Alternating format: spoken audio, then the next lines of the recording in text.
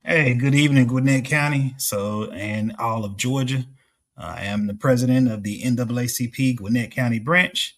And as you can see, today's brief podcast is about the reaction from our organization about the hiring a new superintendent, Dr. Alexandra Estrella.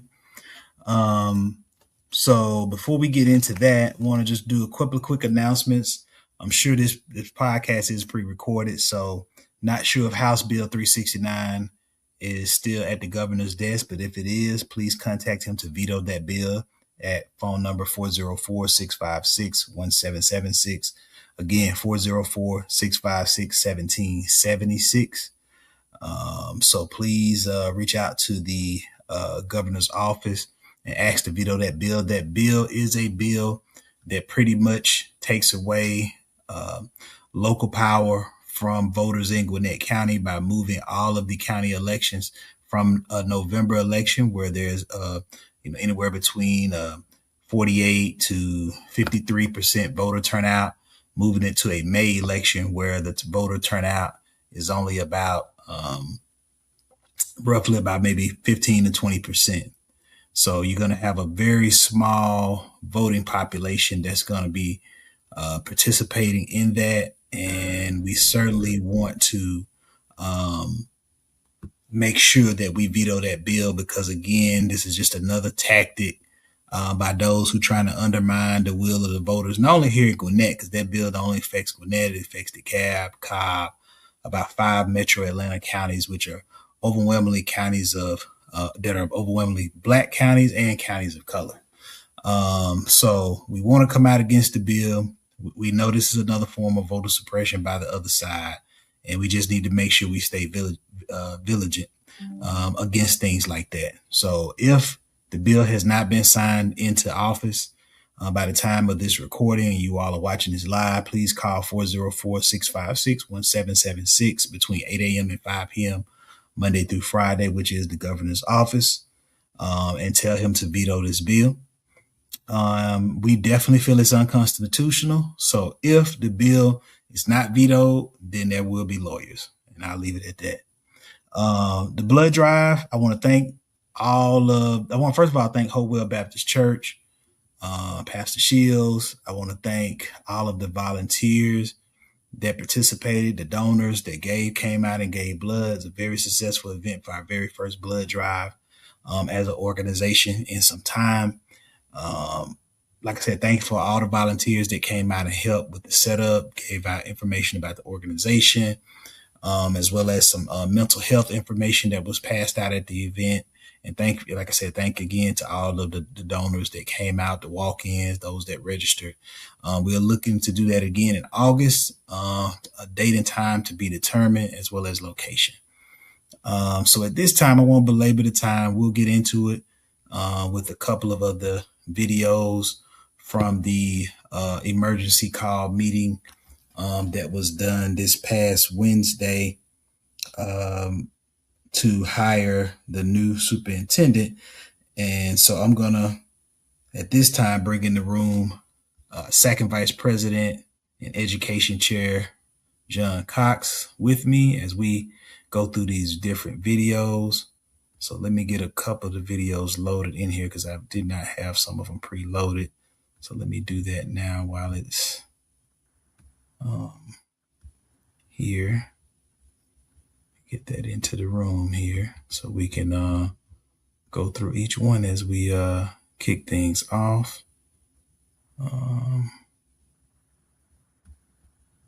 Let's see.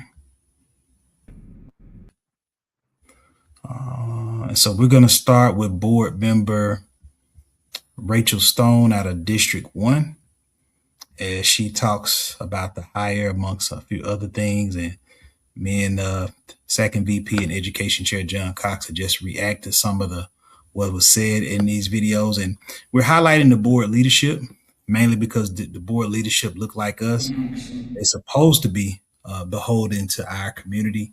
But based on a lot of the actions and things that have happened over time since this new board has been elected, in 2020. We have not seen them fighting for the interest for the majority of the community, especially the African American community. And, it's our responsibility to hold them accountable. So at this time, I'm going to start with Board Member Rachel Stone in District 1. We'll start with her first. I want to thank everyone who has come out today for this decision. Today marks a very momentous moment for Gwinnett County Public Schools, which requires us to lead with clarity, purpose, and an unwavering commitment to the students and families that we serve. Throughout this process, I want to assure our community that I carried both District 1 and Gwinnett County Public Schools as a whole in every step of this journey.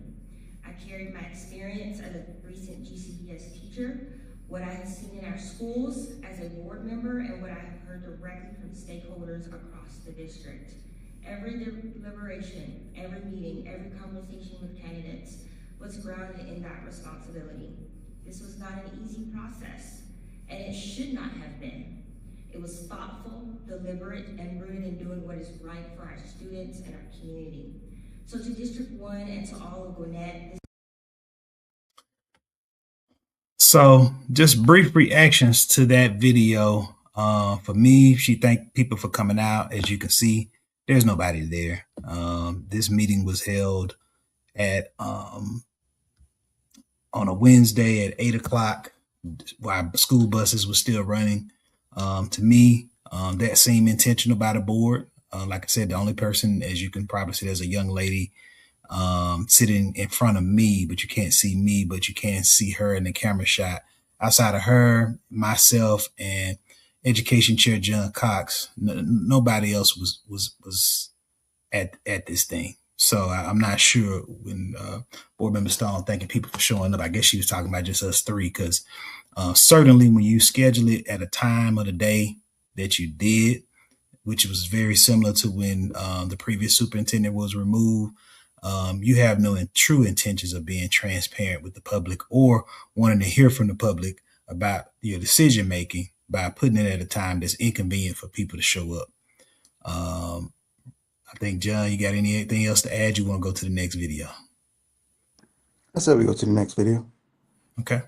All right. So the next video is Vice Chair and former Chair, again, another leader on the GCPS board, Dr. Simmons. And let's hear from her. Thank you so much, Chairwoman Therese. Today marks the beginning of a new chapter for GCPS. About a year ago, our board committed to embarking on a journey to search out a visionary leader to help us address the growing gaps in student achievement. We had about 30%, only 30% of third graders reading proficiently.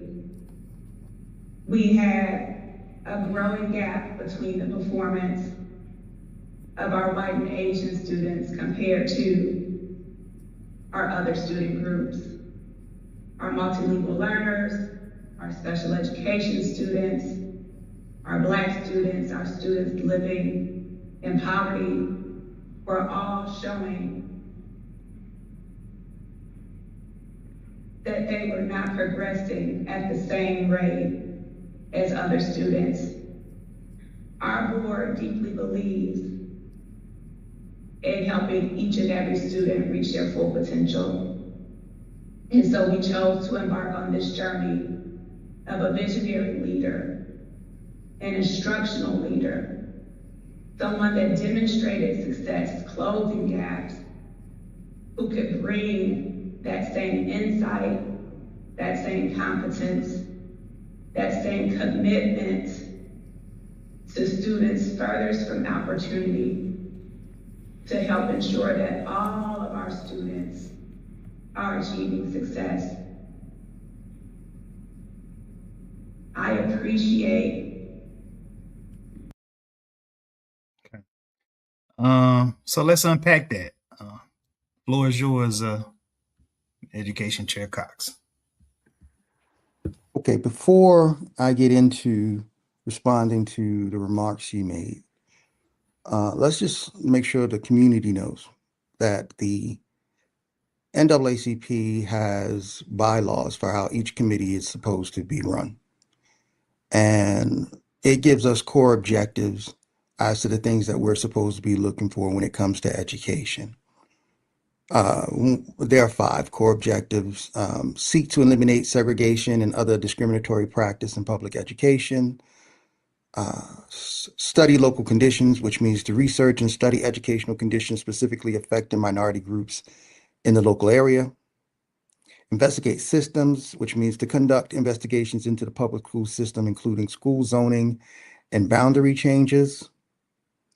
Review curriculum, familiarize itself with textbooks, materials, and curriculum to ensure it is racially inclusive and accurate. And then, of course, advocacy work. Seek the enactment of municipal, state, and federal legislation designed to improve the educational status of minority groups. Advocate for parents and students.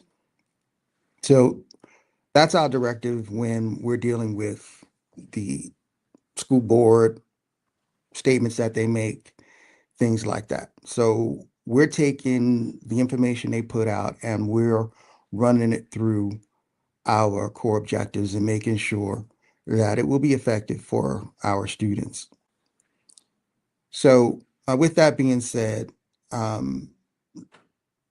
Dr. Simmons continually seems to talk about the previous superintendent, even though she says no cause.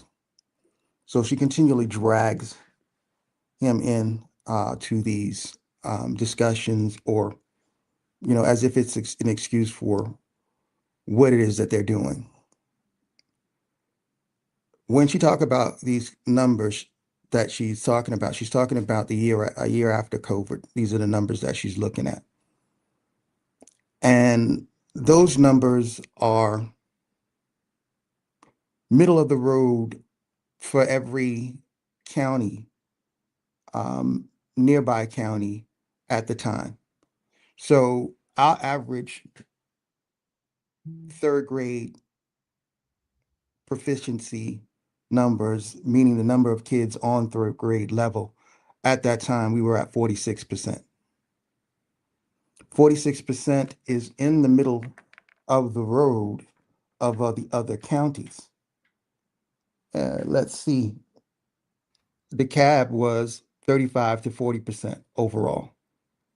Same time. APS was 30 to 35%. Same time. Fulton was 45 to 50. They have 95,000 students. We have 180. And Cobb was at 50 to 55 at 105,000 students. So we were exactly in the middle, even though we're the largest and the most complicated to deal with. Our numbers were in the middle. And these are COVID numbers. So it's really not much to discuss there. And just to add, the new superintendent, their overall numbers was 38 to 42%. So lower than ours. Lower than ours, yes.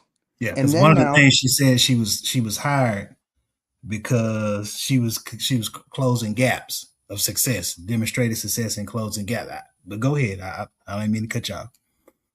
well, we can get into a closing gap, whether or not she can close gaps later. There's no evidence of that. But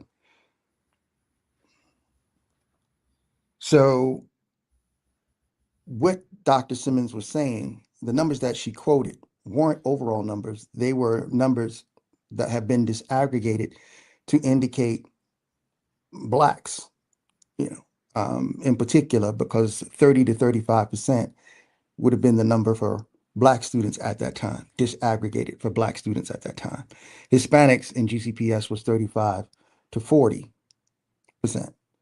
And once again, this is all, if you go through the other counties, they're all going to be within 5 to 10% of each other. Fulton and Cobb are going to be higher. DeKalb and APS are going to be lower. All right. We don't include Decatur school systems is just too small. Dr. Estrella's numbers at the same time, if you disaggregate them and just look at Blacks and Hispanics, for Blacks, it was 20 to 22% that were Yikes. reading on grade level, 20 to 22% versus our 30 to 35%. And once again, we're talking about just after COVID. So we know that those numbers are going to be low because many of the kids who are at third grade at that time they're being tested was in COVID, had not seen or been in class. And, so it's unusual. So Right. using these numbers really doesn't make sense because they're just so low and there's so many things to complicate the numbers that it's disingenuous to use those numbers at But all. to harp on that point, we hired somebody that had worse numbers with Black students during COVID, far worse, because you're talking about anywhere between a 10 to 15% dip than what we had. Well, listen at this. If not to get too complicated into Yeah. the Norwalk COVID numbers, because once again, that's just COVID numbers Right. don't make sense to talk Understood. about. The Hispanics were 50 to 55% in Okay. Norwalk under Okay. Dr. Estrella. What you'll notice with Dr. Estrella is that Blacks subgroups are always at the bottom, very low Okay. in what she does. So, like I said, we can get into that later, what that means. And what I'll say to you, just so that people be thinking about it as we go along, you ask other questions, is normally when you see a place based on diversity, the pattern of learning looks like a bell curve. When you see something that's bimodal, a bimodal pattern, meaning you see peak, a valley, a peak, it's indicated that there's a problem there. Some kids are doing well, other kids are doing extremely bad, Mm-hmm. right? And I would say the Dr. Estrella's pattern is bimodal and therefore really not good for what we do here in GCPS. But I won't, like I said, I won't use those numbers because, I just don't think that we should use COVID numbers to Right. assess anybody. Okay.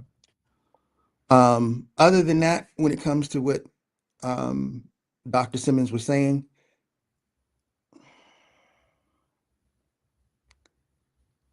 there are many different ways you could look at what she said about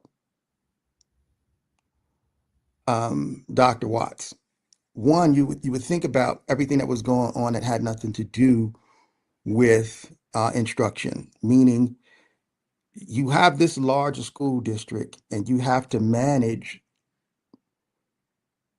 retooling schools to be able to have better ventilation. So that was another project along with everything else that was going on, retrofitting schools so that the air quality and the purification rate was better to allow students to come back to schools without mask.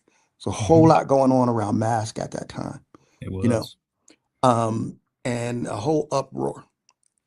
At the Mm-hmm. same time, he was doing the blueprint of the future and portrait of a graduate. So he was laying out the foundation for how the next 5 to 7 years would go, and still managed to have numbers comparable to counties with less students and less complications to manage. I Mm-hmm. would say applause should be given this, not necessarily a negative, but we'll go on. Okay. And did you? I mean, she did mention student achievement gap. So did you want to get into that really quick, or we want to save that for the next? Well, student achievement, well, we can talk about it. If you want to do Yeah. it now, we can do it now. Yeah. Student achievement She gaps. You brought want it to give up. us? I mean, she said she brought this lady got hired because what she said the problem previously with the previous superintendent was the growing achievement gaps between Asian and white students versus Black, Hispanic, special education, disability. Although I don't know how all those groups would. I don't think it's fair to lump multi-language learners and disability and try to close a gap between them and Asian and white students. Probably a better comparison would be Black and Hispanic students in your general education population Yeah, versus. yeah, most people wouldn't do that. Yes, I don't know why all those groups would get lumped in because they have different. When you talk about disability and special education, that's a different. They got Yeah, different the challenges circumstances are different, and compared the to general gaps are going to be education. much harder to close. But Correct, but go ahead. in somewhat unrealistic. But once again, those are distractions, Right. and we know they're distractions. Anybody serious about this stuff understands the distractions. So when you talk about closing the gaps and you talk about Dr. Estrella, first thing we want to examine is this idea of Dr. Estrella coming from a place of diversity, right?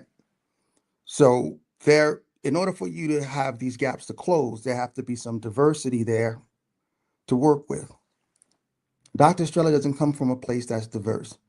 Her tenure starts at East Harlem, which is Spanish Harlem, where the demographics are 95% Black and Hispanic. Mhm. Okay. So the actual numbers in East Harlem is 65% Hispanic and Mhm. 30% Black. That's 95%. So you don't really have any diversity there. No. Her numbers in Norwalk Public School System, NPS, was that she had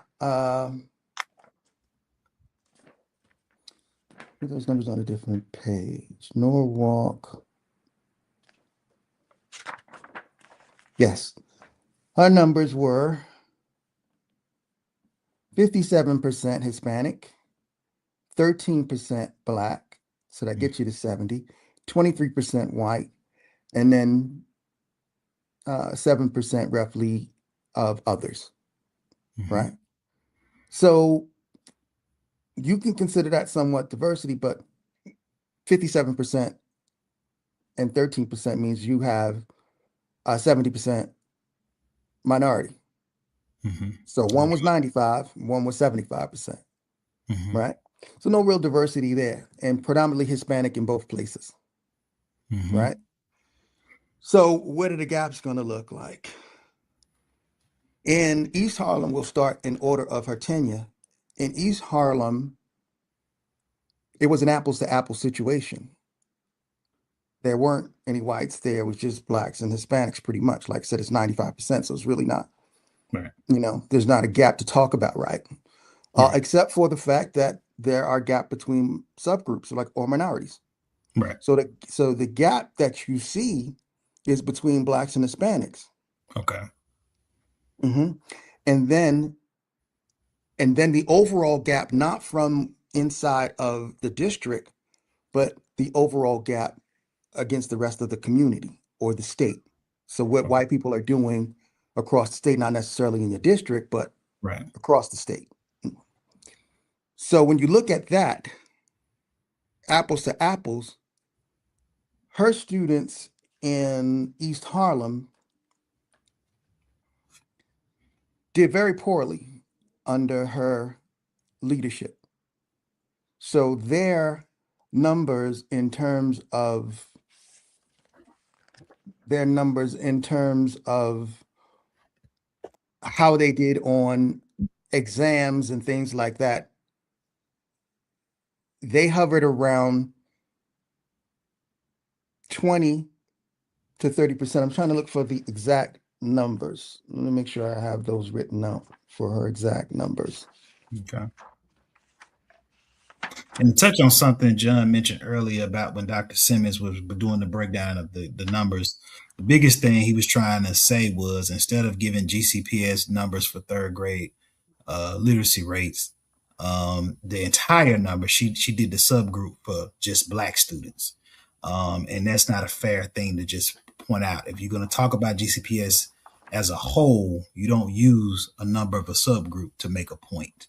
You got to look at GCPS as the whole. And then if you're going to disaggregate the number just to focus on Black students, third grade proficiency level, then to make it a fair comparison, the thing would be to compare, okay, how did Gwinnett Black students or students of African descent compared to students of African descent or Black students at DeKalb, Cobb, uh, Fulton, Atlanta Public Schools.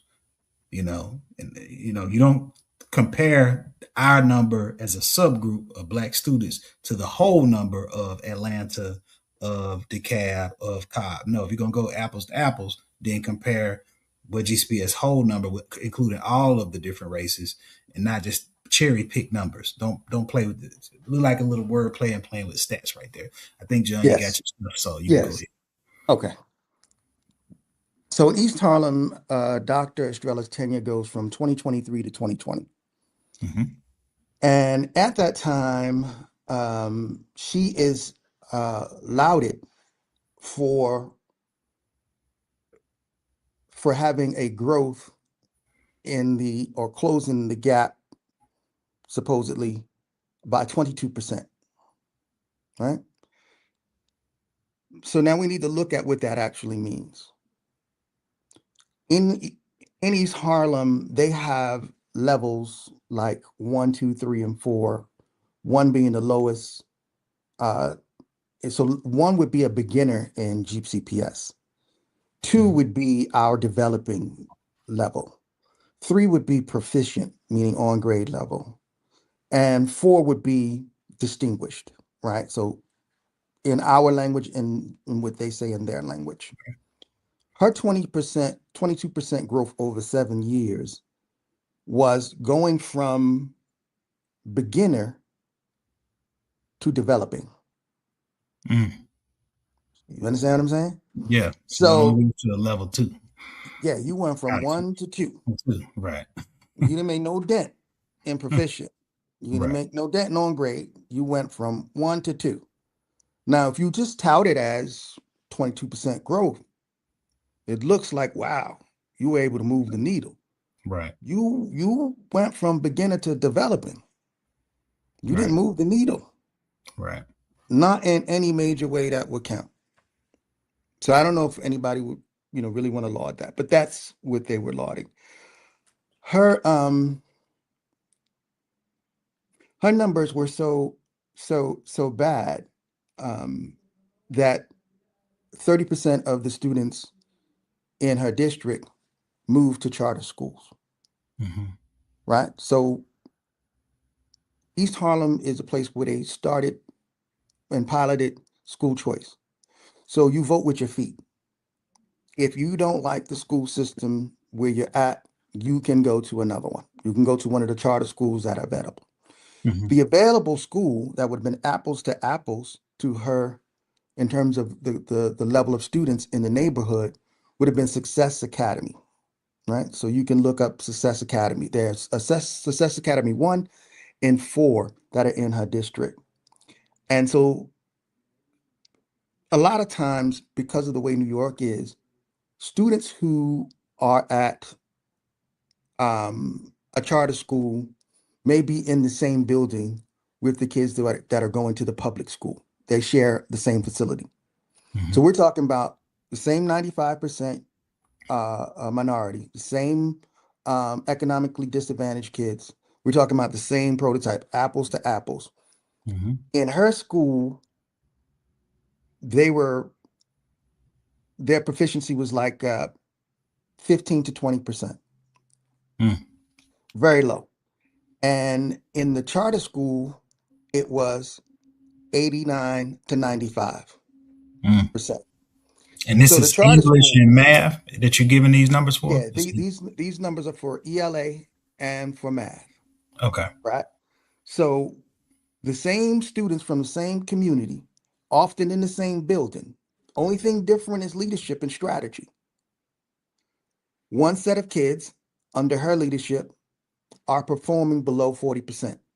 And I'll just do it that way so you can go back and look at the numbers that works, but I'll just go below 40%. That means that 60% of those kids are not on level. Mm. You just do it that way. Charter school, we'll just go with rough 90. 90% of their kids are proficient or better in English and in math. Mm. Same kids, Same building, same neighborhood, just leadership, expectation, intention, right? Right. So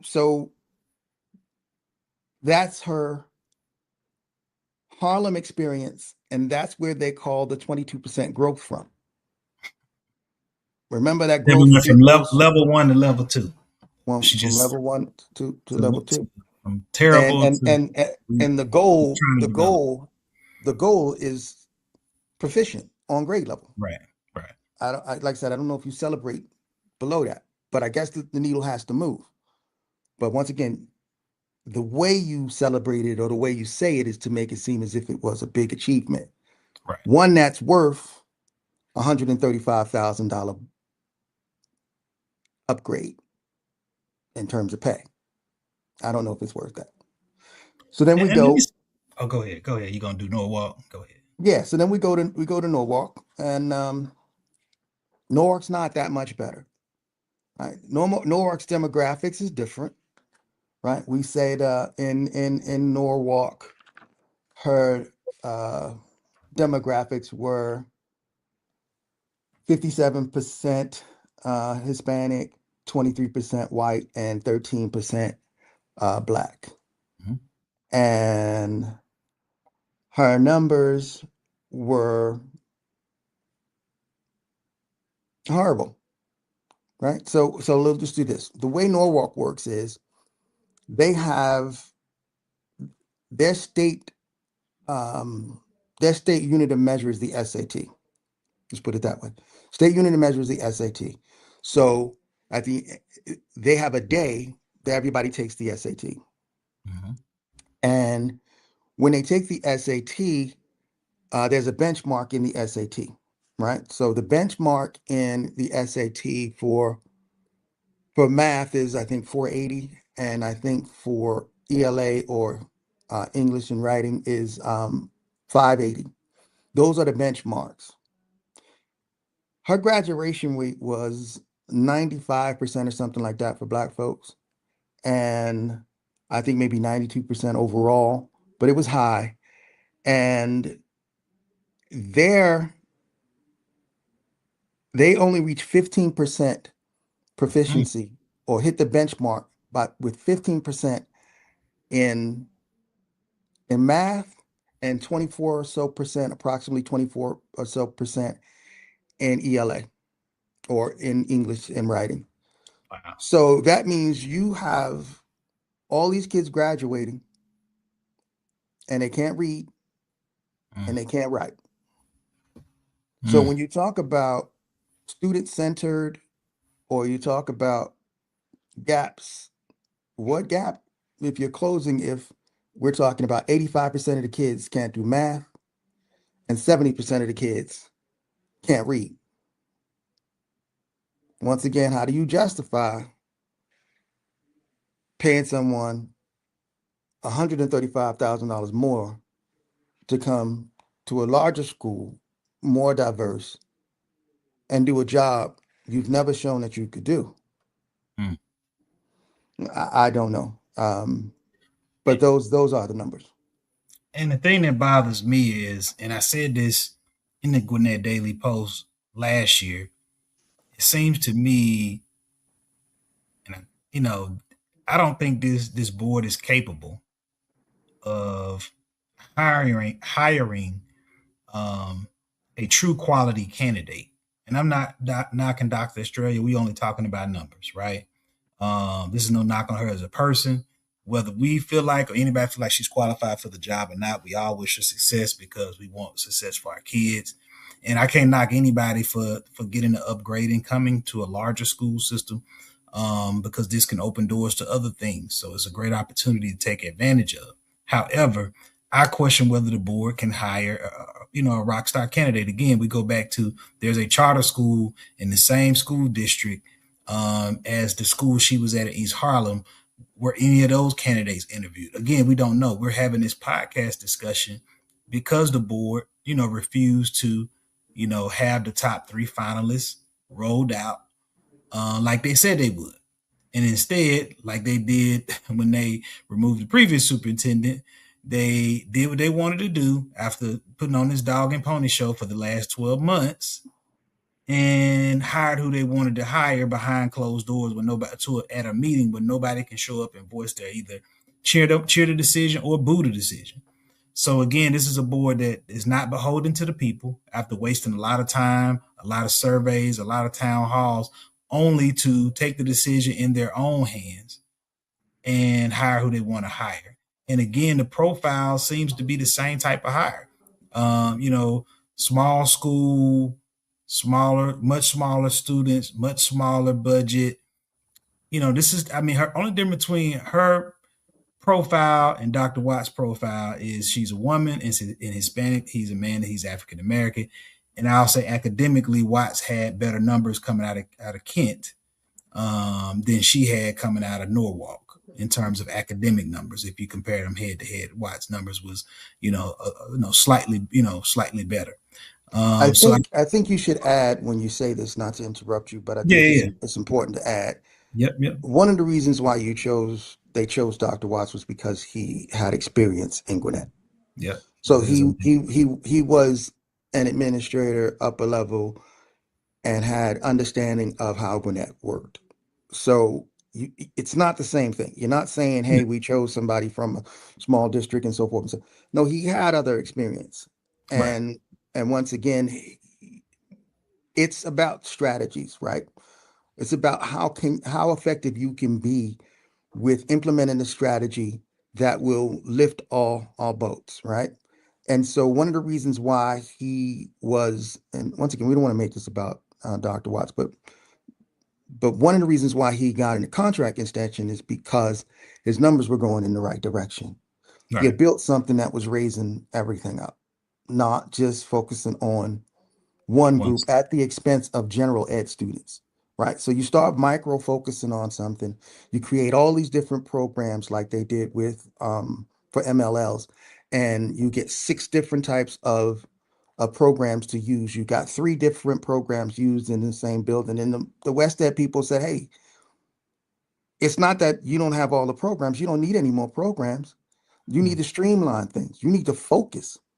You need to make it so that there's one type of program being used in the building so that teachers can collaborate and say what's working and help each other out in refining the program. But you can't do that if everybody's using their own different program. And then the other thing is, in terms of intention, you have all the resources necessary, but the one thing you're not doing with ML learners, and this was part of the West Ed study, is they're not being immersed. They're not being asked to speak. So if you're trying to learn a new language, you have to speak the language. You have to interact. So in classes, in their regular classes, what West Ed was saying is you don't need anything else. All you need to do is make sure that they're asked questions in class, asked to think critically in their math class, in their science classes, and so that they have to speak and think the language critically in order to move faster, not just dittos and notes, basically not just Duolingo, more jump speak, and so it was as simple as that. But once again, you start pulling all your resources on one thing, trying to make this a political thing to move on, and then your gen ed numbers start to fail. So now your promise eligible schools, that list starts to grow. Now you're looking at promise eligible schools that are growing at the elementary level. The largest part of the promise school list is the elementary level. So that tells you in trouble. Because if your largest problem is at the elementary level, then wow, that can go all the way up and continue all the way up. Trickle, right. So you have to try and capture that. Anyway, I'll stop there. And we'll get to the chairwoman, Dr. Morgan Johnson, Johnson Morgan, shall I say, right now. But I'll just say, to just put a bow on things, is, kind of like John said, there's been a lot of talk, and to me, it does not seem like there's a bunch of groupthink on the board right now among the leadership that's on the board. I don't hear Board Member Stone talking about the issues I heard at the superintendent search in District 1. I don't hear Simmons talking about the issues that I heard when I came out to some of the things in District 4. Again, all I hear is them say the same thing: multi-language learners and special education. And I remember you went to one of the area board meetings for Dr.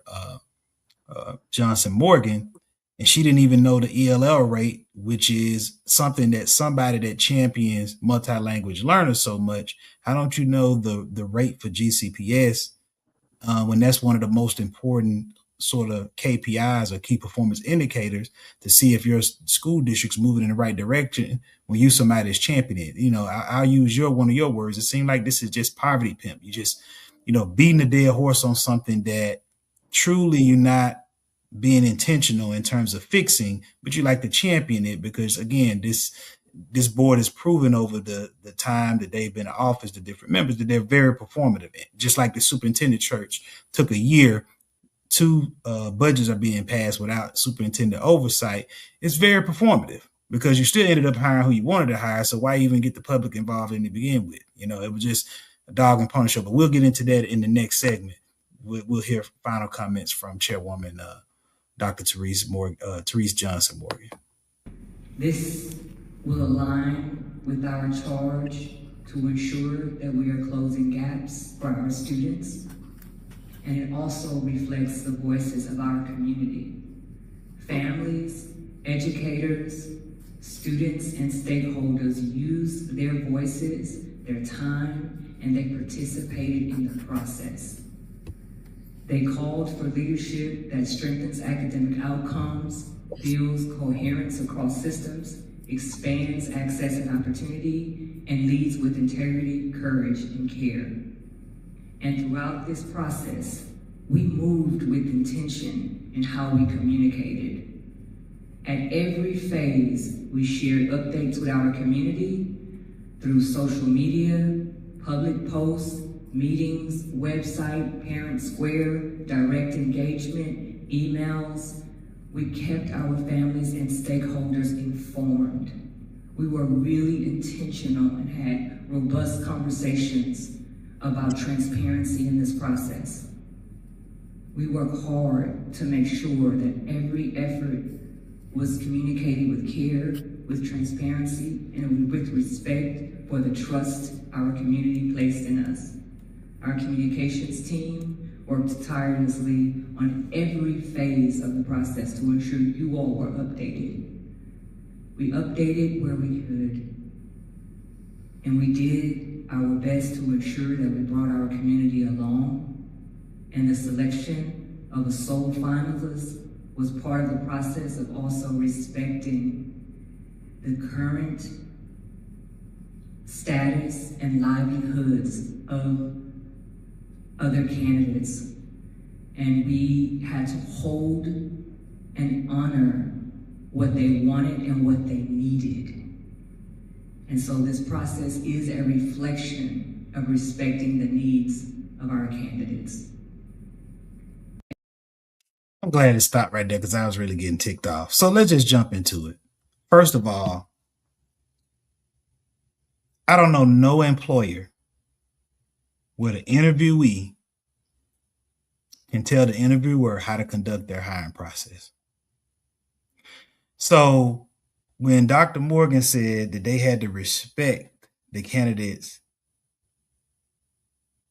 that they were interviewing by not having this 3-panel finalists, it's garbage.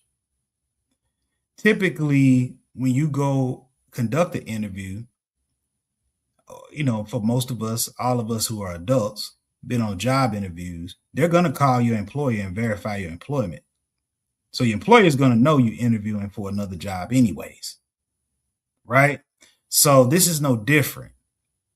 And most of the time, just like in sports where you see coaches, whether it's in college football, you see it a lot. I use college football as an example because most coaches switch schools pretty quickly. Typically when coaches in college football or basketball are trying to interview for another job, that's typically a pay raise that their current employer give them when they know they're looking. So who is gonna fault anybody for coming to a school district with a $2.5 to $3 billion budget, 180,000 students, 20 to 30,000, personnel staff that you're going to be managing?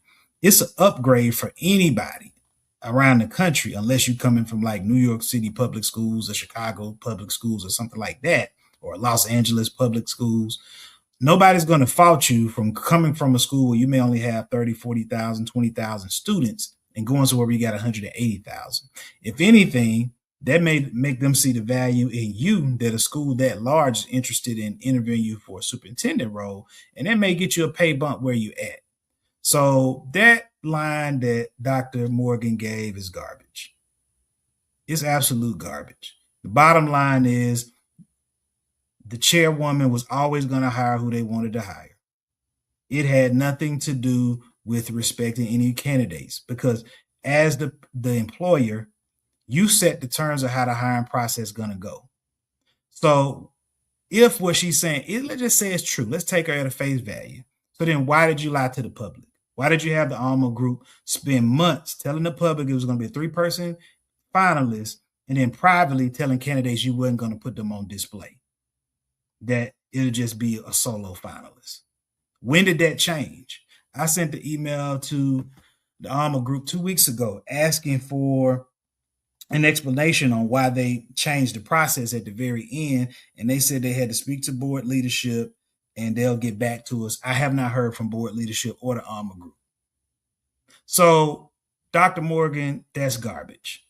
And all I'll say to voters is 2026 and 2028, you have an opportunity to choose new leaders on the school board.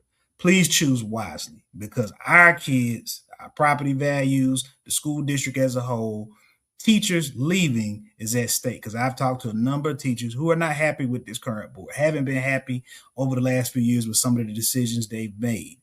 Because I'm in and out of different schools all the time, and I have these private conversations, and I can tell you for certain, a lot of people are upset with how the board has been run, and like myself, disappointed with how the board has conducted themselves with the treatment of the previous superintendent, how they handled this hiring process, and some of the answers they're giving now that everybody knows is garbage. And so I'm going to rest there because I'm getting a little beside myself, and I yield the floor to second VP Cox for final comment on this, on the video we just saw. A couple of points to be made. One, I'd once again like to apologize to the previous superintendent for having to be, drug into this particular conversation. You were let go for no cause, and I think if I were you, I would sue for constantly dragging my name and giving causes when you said that, when it was supposed to be for no cause. But I'll just leave that there. In terms of the lack of transparency, I don't really know if anything should be said there. People can judge for themselves as to whether or not they think they were transparent in the way she delineated, with, multiple this or multiple that. I think she said something like they were very intentional. They were open and sharing. They kept people informed. They were intentionally transparent. There were constant updates. My son has graduated from the system, so I'm not quite sure if anybody got that stuff or not. I don't. And I know our organization hasn't been invited to anything. They don't really want our presence there because, as I said, we have objectives, and so we have to look at certain things in a certain way and analyze them in a certain way. So having us at the table for someone who wants to be disingenuous is not gonna work well, having us at the table, because we're gonna hold you responsible regardless of whatever it may be. We're looking for the truth. So if you say something, we're going to investigate it to see if it's the truth. If you're saying you're going to do a program that involves this, that, and the other thing, we're going to check to see where that program is being used and if it is effective. If you say you're going to hire somebody who, I think Dr. Morgan said that Dr. Estrella amplified the blueprint pillars. And when we go over those blueprint pillars, she does not. amplify those blueprint pillars. Which once again, you say it, we investigate it to make sure it's true. That's how we know whether or not we should trust you or not trust you. If your words actually mean what they say, or if they don't. If you say one thing and do another, it's clear. If you tout things like 22% growth, and then you go look to see what that 22% growth is, and it's 22% growth from the bottom to next to the bottom, I don't know what you were trying to do there, but it sounds like you were selling me something and hope I didn't look to see what it actually was. You know, you were telling me what's in the box, but that's not in the box. What's in the box is something else.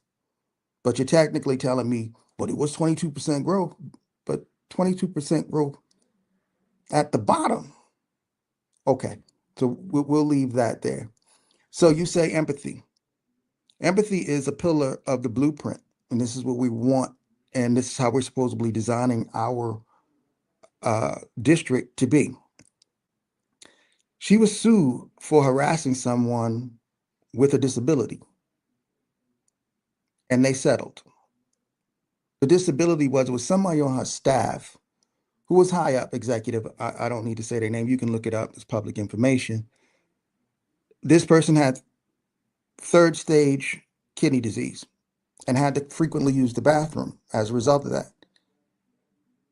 But when that happened, it was said that she would, harass or make remarks belittling this person because of the need to have to go to the bathroom. That's not empathy. You talked earlier, Ed, about how we were trying to make sure she was covered in the hiring process by not outing her. But she was sued for making false promises to people who she hired and then firing them 5 months later. After these people moved and thought they were getting a permanent job, when it was really just her playing politics with her staff, hiring somebody, making someone else think that, okay, you're not listening, I'll hire somebody and I'll replace you. And then letting the person you just hired go in 5 months. Now they accused her of, wrongdoing, and that was settled. Then you hired a bunch of people. She hired a bunch of people using COVID money to up her numbers. Mm-hmm. Caused the NPS, the Norwalk public school system, to have a financial crisis. Because now she hired all these people with COVID money, knowing that that money wasn't coming back again. That was just one-time money. And she hired these people permanent. So now these people are making all kinds of decisions, moving in and doing whatever. And then next year she had no money for them and end up having to fire a bunch of people. So empathy, I don't know about that. I don't see how you get that. I don't get that from what I looked at when I was doing my investigation to find out empathy. Then another one is excellence. How do you tout excellence if your numbers are so low that they would be promised schools? Well, I'll call it that. They would be promise eligible schools in our district. And what's promise schools again, for the audience that don't know what that is? Briefly. So, not to confuse a promise school with what GCPS calls a promise school. The promise school for GCPS is a school that needs a lot of wraparound services. They need some help, and they promise and make allotments to give the schools what they need. I'm talking about the promise eligible schools that says from the state that says that you are in the bottom 25% Okay. of schools in the state. Okay. And so we will allow you to take that 6,500 or whatever it is and use that money to go to a charter school. And that's what you're saying her schools would be considered if they was here in Georgia. Yeah, those numbers would put her schools in that category. Wow. Right? As it relates to Black and brown students. Yes. Right. Okay. because that's where they are. Mm-hmm. And I also want to say this before we move too far. Gwinnett used to be top tier.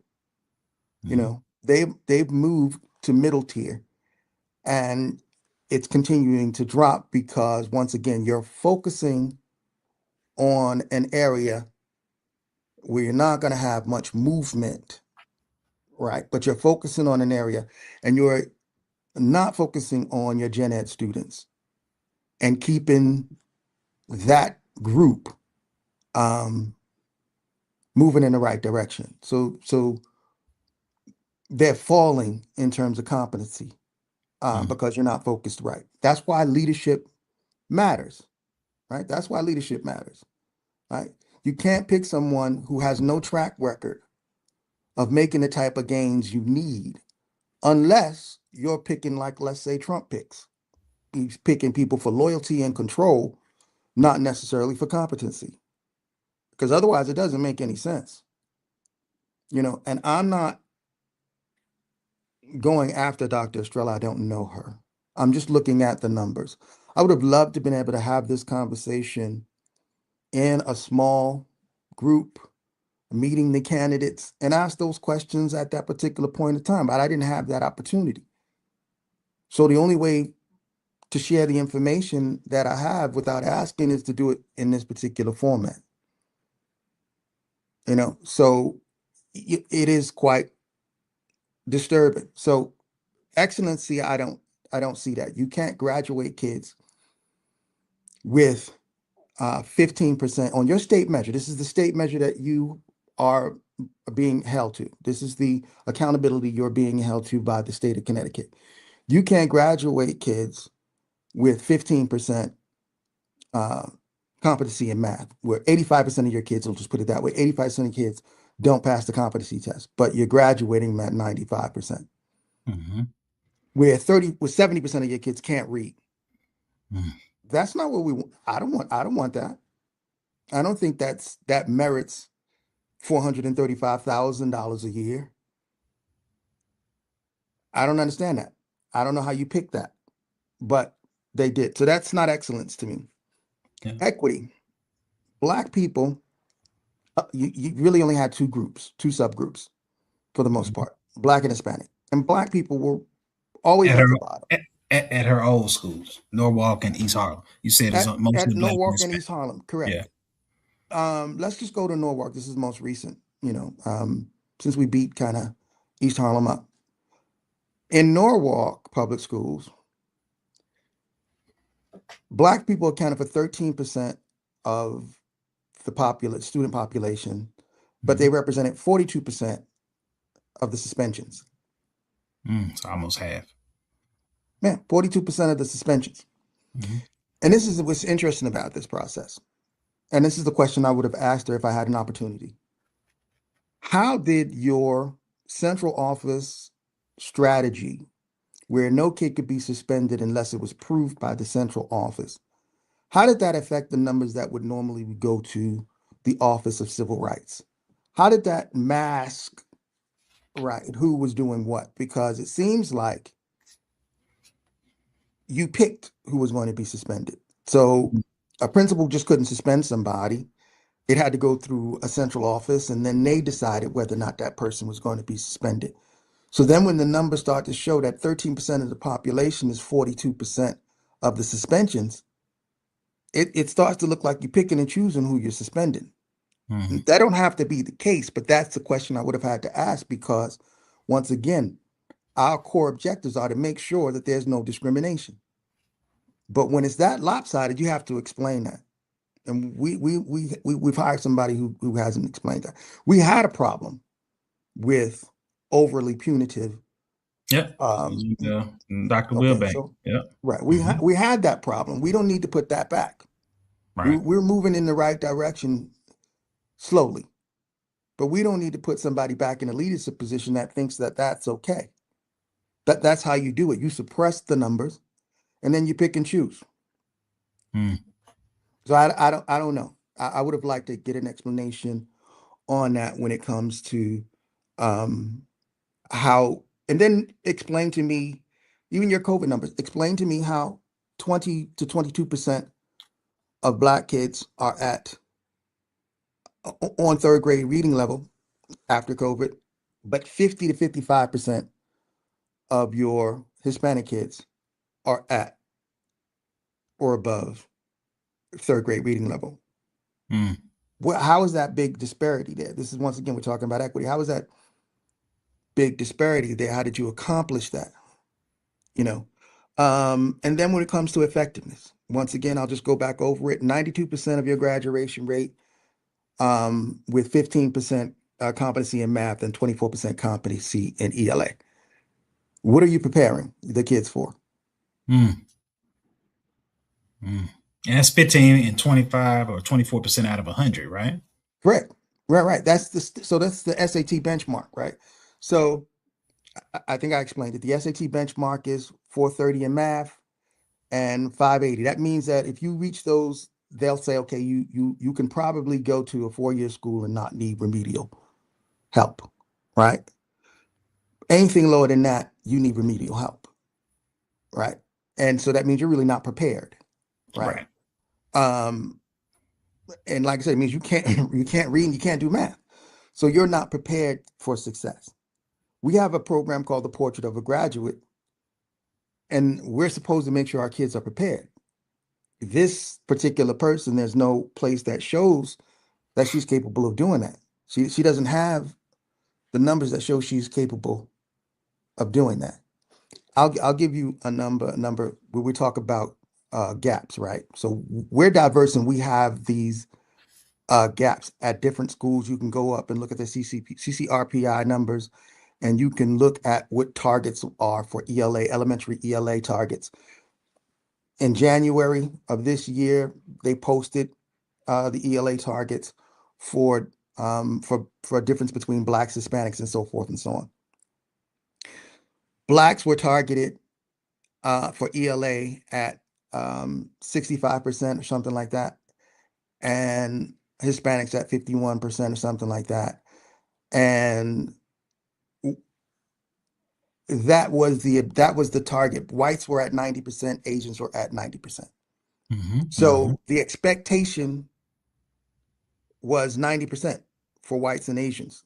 The Right. expectation for Blacks was 65%, and then 51 or 54 for Hispanics. I can't remember the numbers. It's a lot of numbers in my head, but you can go look it up.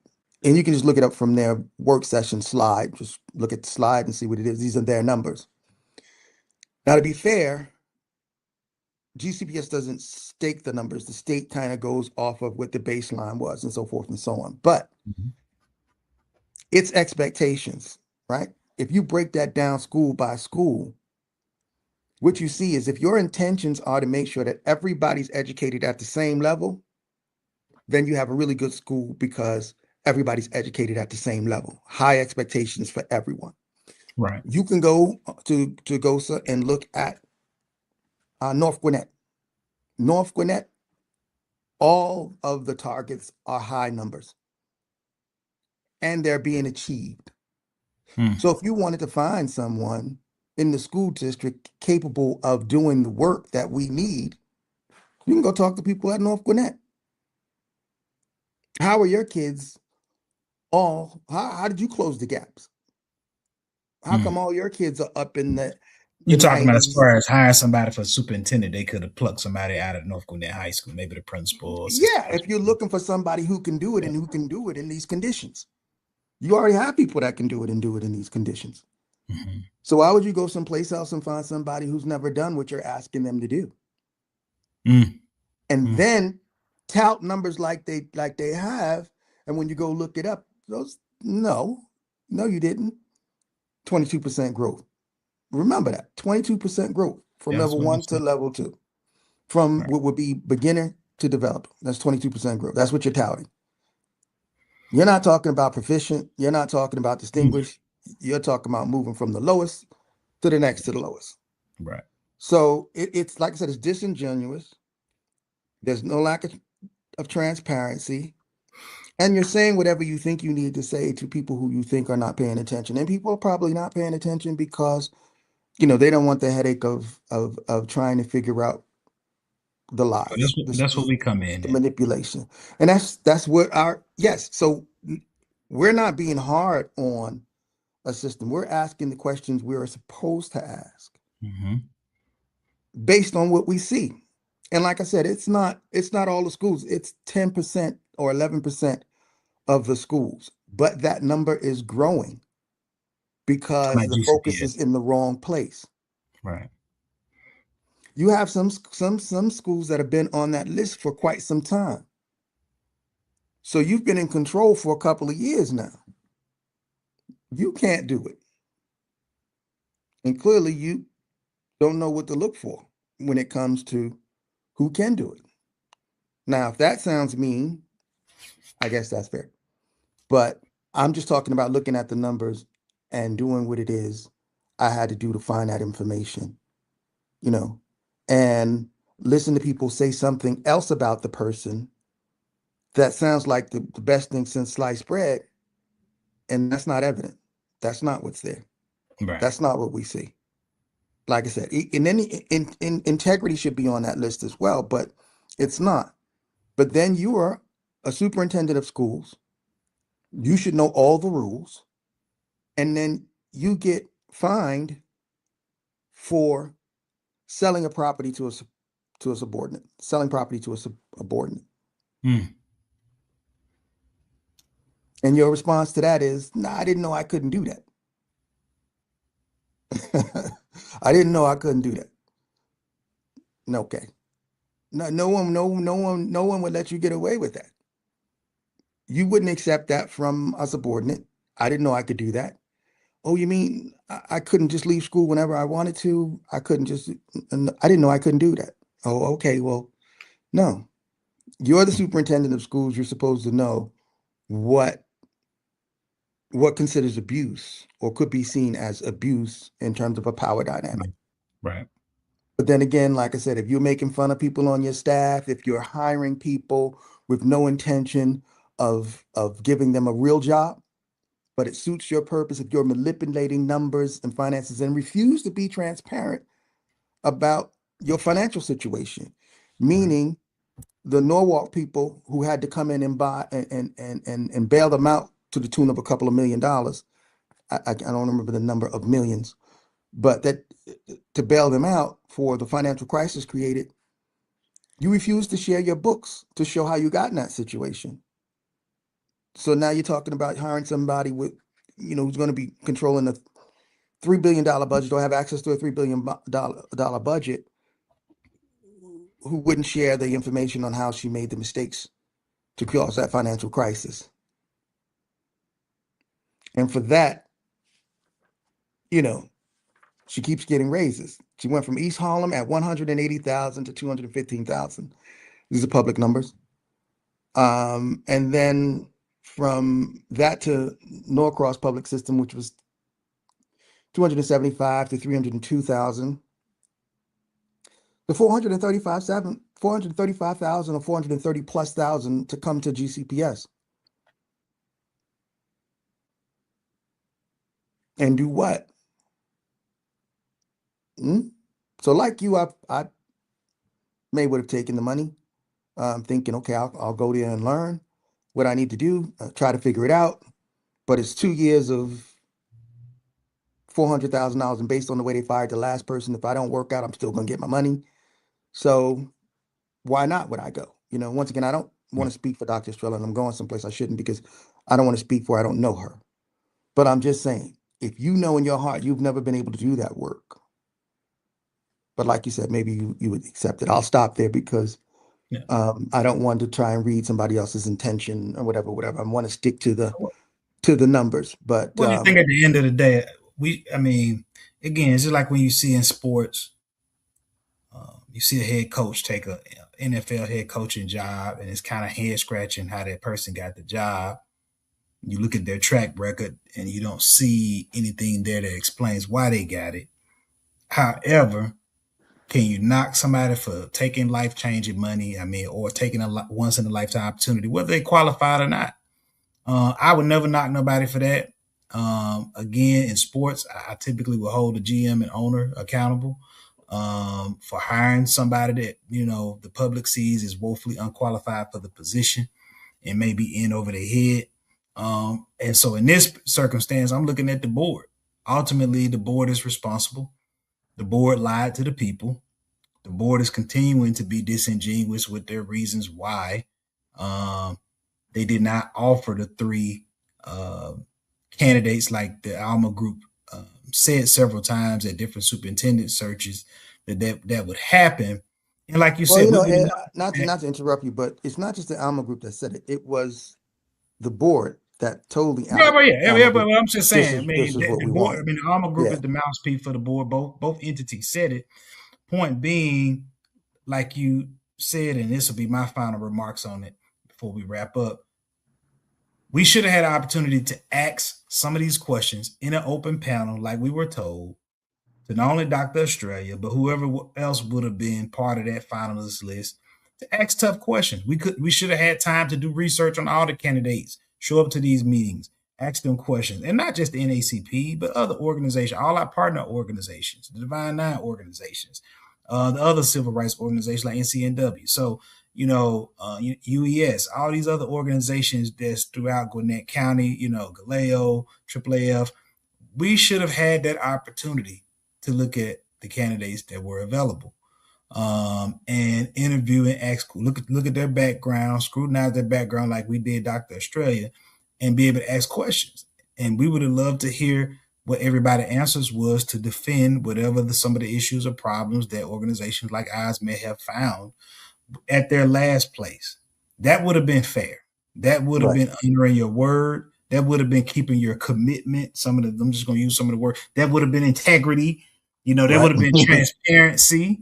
All of these are words that our board leadership said throughout those videos that we shown. And as we see, they lack all of that. And so all I'll say is, in closing, there's elections this year in May of 2026. Early voting starts April 27th for school board. There will be 3 school board seats will be up in 2028. So at some point, the community, if you care about your kids, you're gonna have to hold the school board accountable and make some different decisions about who is leading this board in my opinion, leading the school district into the ground with a lot of head scratching decisions. And as always, we will do our job to continue to hold them accountable, to speak truth to power, and to point out, a lot of the garbage when it's being, when people are trying to feed you a bunch of garbage. And that's my closing remarks before we wrap up. Okay, so let me just say this. I like your football analysis, but I'll just go here. They just moved someone to head of DHS whose background is an associates in carpentry, right? And so it seems like the trend is now you hire people, you overpay them, and you give them a position that's not. You give them a position that they're not necessarily qualified for, and your expectation is loyalty, right?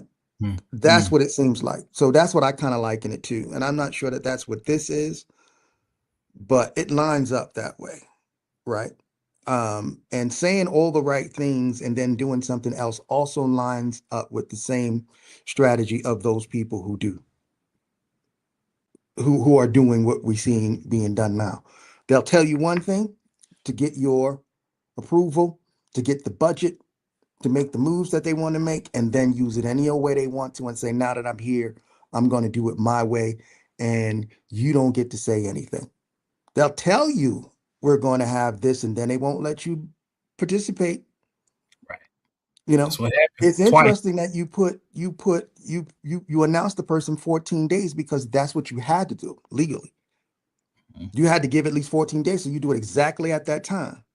And then you put it exactly at the time when nobody can come. So like I said, I'm making these parallels, but I'm making the parallels because they're right there.